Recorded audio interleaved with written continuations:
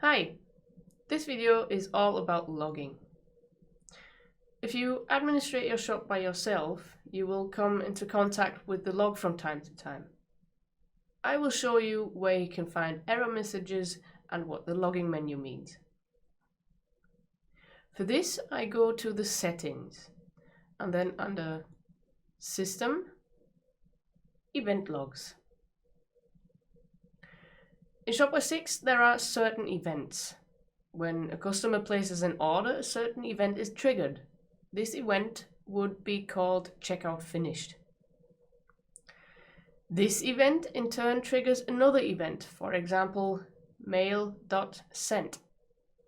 So, for what do you need this? You can use it to see which actions are currently being carried out in your shop. The event mail sent is, for example, a very important event. Here you can see if a mail has been sent by Shopware or not. With many events, you can also see what information is stored in the event. For example, with mail sent, you can see the recipient and the content. So this is the event log in Shopware, but where do I find the error messages from the background?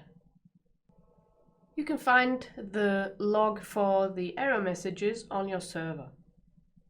Go to your Shopware 6 installation and then to var log.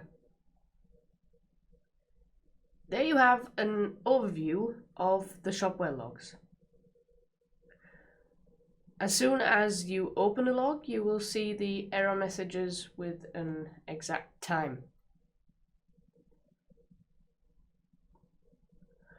What you can see in the overview are the normal logs and the logs that may be created by individual plugins. You may not come in contact with the logs that often, but it is important for you to know where you can find the event logs and the error messages.